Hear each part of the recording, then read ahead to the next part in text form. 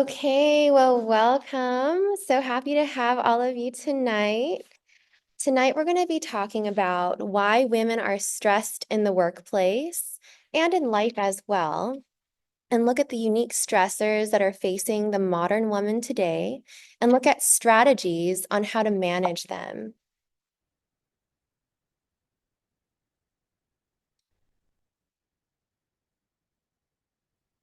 So, why are women stressed in the workplace and in life?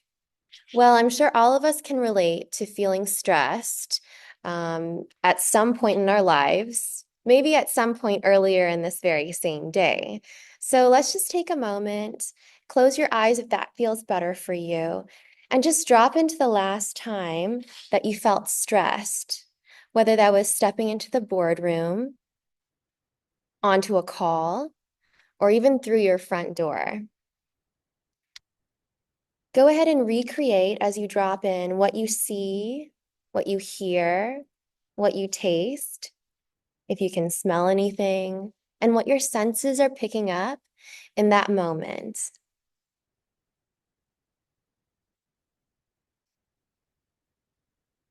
And I feel like I should have spa music or something playing during this time.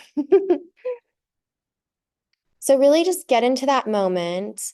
I know it's a little bit stressful, but it's something that's real for all of us, and it can be the reality that we find ourselves in at some times.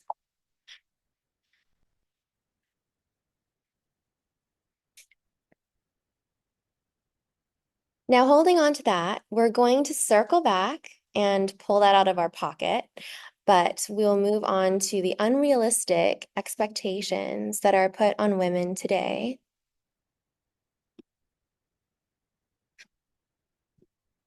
There's a superwoman standard. And what I mean by that is the pressure to model perfection. Women are expected today in society to excel professionally, but also to excel at home, being the perfect parent and the perfect partner. There's also double standards. There's the domestic load.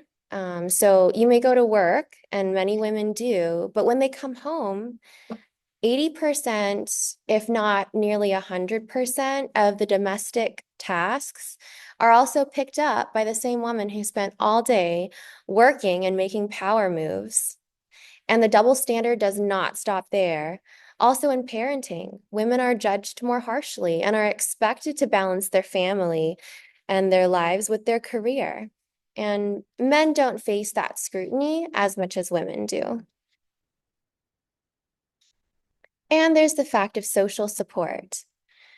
There's a lack of social support with women professionally. There just are not as many powerful female role models to look up to for mentorship, where there are a lot of male role models to look up to. Hi, welcome in. So happy to see you. Beautiful. I'm so happy to see you too. If you do have a pen or a paper close by, that might come in handy as well. And then we're just talking about the reasons why women face so much stress, definitely compared to men in multiple areas. And one of those is in social support. Professional women are often lacking in workplace support for them. And they're often expected to provide emotional support to their coworkers and to their families when they go home from work as well. Women have faced quite a bit of pretty earth-shattering changes just in recent history, and we're navigating these challenges shaped by society with our recent gains in freedom. So in the 1930s, a minimum wage was established for women in low-paying jobs. And then in the 70s, single or divorced women were finally able to apply for a mortgage or a loan without having a male guarantor. And in 1988, which was not that long ago, women can now apply for a business loan without a male relative's signature. So it's been super recent that women were able to hold property, run businesses, and even have their own bank accounts. Juggling all of these evolving roles and also having the overlying pressures of the existing roles of women from 100 years ago, 200 years ago, kind of stirs up the perfect storm for stress, which can lead to cortisol spikes, which over time, if not mitigated, can result in costs on our health. So we'll talk about cortisol, which is the stress hormone. It is responsible and has a very important role in our body. It's the fight or flight hormone. We needed this when we were being chased by a tiger so that we would survive to the next generation. And it works by increasing your blood sugar, and it shuts down any functions in your body that are not needed, that are not going to be helping us run away from that tiger and survive for longer. Welcome in, Cynthia. It also helps regulate the body's function. So it's going to change the way your body's metabolism works, and it's going to change the way your immune system works, the way your body protects itself from a cold or something more serious, because that's just not important when you're trying to survive for the next 5 minutes. These functions are important and they're built into our bodies for a good reason. But when they stay elevated and a tiger's not chasing us, it can have serious effects on our health. And some of those collectively can result in things like in your brain, anxiety, having racing thoughts, having trouble focusing. It can affect your digestive system. You can feel bloated. You can have indigestion. Your blood sugar can be very high, and this can be a risk factor for diabetes. It can affect your heart, increasing your blood pressure, increasing the risk of heart disease, and immune system weakness can cause you to be more susceptible to the flu or to things that are even more serious. And something that I'm sure we can all relate to at some point in time, or I've heard other people talking about, difficulty sleeping, tossing and turning in bed, restless nights. And these also spill over into the following day and further affect our focus as well. So now we get to the good part. What are we going to do about it? Well, luckily for you, we do have a game plan. Our coaching toolbox is full of many stress management techniques, but given the time that we have today and to honor it, we're going to focus in on two strategies. The first is grounding yourself in your values. And the second that will go from there is taking the first steps towards intuitive action. So if you're ready to roll with the punches with this, let's start with grounding ourselves in our values. And this is where that pen and paper are going to come in very handy. I'm going to hand this over to Coach Vinci, and we're going to identify our top 3 values. So I'll let you take it away. Hello, ladies. Lady, So, so glad that you all made it this evening. so So Nicole and I, as your as coaches, coaches, we we really really believe believe that that where where you you take a take a stand stand determines determines, your or your value values determines determines the the quality of quality of your your life. life. And And I'm I'm sorry, sorry, I'm I'm like like echoing. echoing. Do you Do you mind mind muting muting yourself? yourself? Hello? That's better. Can everyone hear me? Yeah, I was like listening to myself talk. It was like quite distracting. So yes, where you take a stand in your life determines the quality of your life. So today we're going to commit to our values, and the goal is to make it undeniably present in our lives. So that's where we will start, is everything matters and we live and we stand on our values. So on the piece of paper that we ask you to um, bring, we're going to create 2 columns. Actually, is that afterwards? Yeah, okay. So I guess right now we're just going to determine what your values are first. What I'm going to do is I'm going to read to you a set of values, and then you can choose your top 3 um, starting now. So an example of a value is integrity, honesty, accountability, discipline, courage, curiosity, connection, kindness, generosity, compassion, respect, love, friendship, resilience, influence, excellence, vision, service, confidence, imagination, playfulness, problem solving, open mindedness, growth mindset, abundance, freedom, contribution, vitality, fitness, peace, rest, faith, presence, wisdom, harmony, excitement, beauty, wonder, equality, justice, sustainability, leadership, teaching, courage to dream. So those are examples. If I didn't mention something that came to mind, feel free to write that down. But the goal for this exercise is just choose your top three and then define what that means to you. We'll give you 5 minutes to do that. Yeah, Maybe 10. maybe 10. Also, if certain words are just popping up to you, that could be your top three values. But if you need some words that you're like, oh, that could be the thing for me, but you just need it repeated, by all means, you can throw it in the chat. Like, could you go over the personal growth or wealth and success? I know that was a lot. So if you want any of the other options just to be reviewed again, we can definitely do that.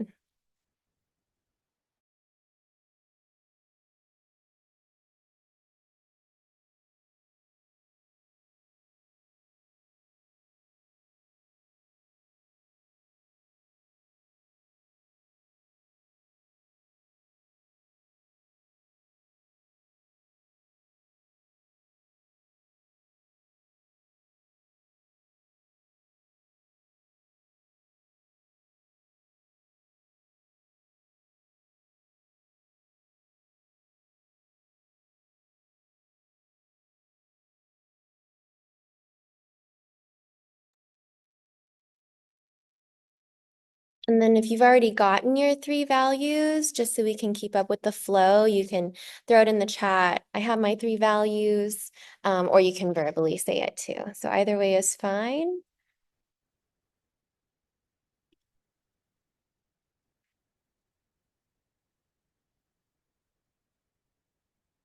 And And the the key key here, here, you do you mean, mind? Yeah, and the key here is to really define what it is, what that means to you. So if you say, for instance, that you value friendship, try to define what that means and be clear.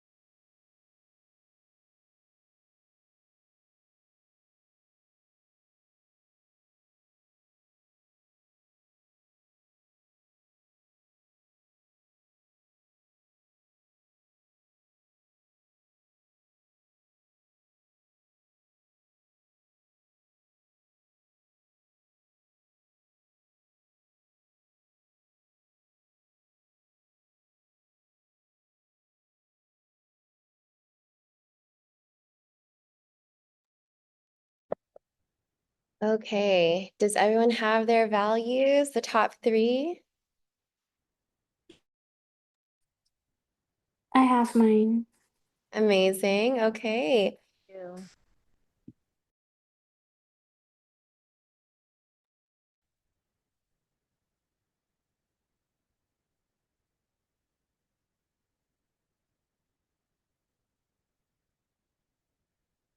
Do we share them or?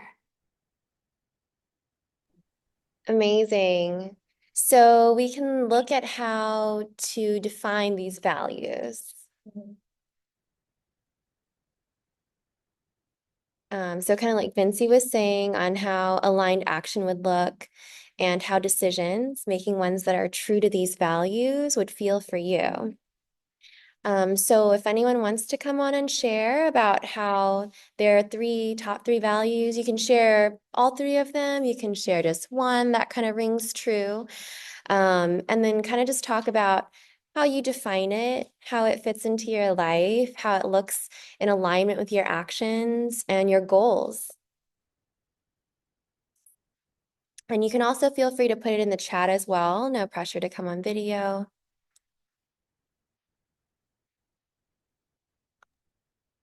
I'm trying to figure out how to um come on with you guys. Okay, I'd like to share some of mine. So Yeah. I think that all those values were so incredibly amazing. I had a hard time choosing, but I think my top three were definitely on top of respect, open-mindedness, and presence. I think that respect it's really important when it comes to engaging in any type of contact with people. Just having that respect for one another, those values, being able to respect other people's values are an expression of love. Really, I feel, and also being able to have an open mindedness. It's a big top priority because I feel with open mindedness, you're able to internalize other people's opinions, even though they may not correlate with yours all the time. Just being able to have different points of views is really, really important, and being present. Presence, I think it grounds us, it makes us um, feel more grateful the day to day. And I think being able to manage presence in such a fast paced world that we live in, it's a huge, huge value. It's one of the top ones.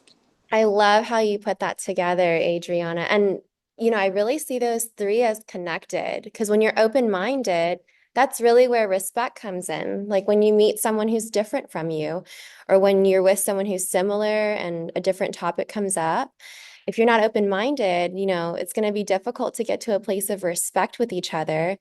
And presence like encapsulates all of that. Like to respect someone and have an open mind, you have to be there, like be all the way there and be present. So I love how your top three values, how aligned they are with even with each other. And definitely I see them aligned with you. Thank you. Thank you so much for sharing. Does anyone else want to share theirs?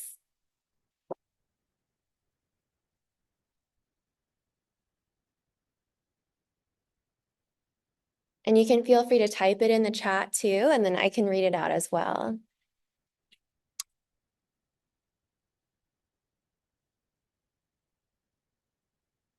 Hi everyone. This is Cynthia. Yeah. Yes, I think I also had presents, so I'm not going to touch on that again because I think Adriana did such a great job with that. But some values that I have is community and relationship.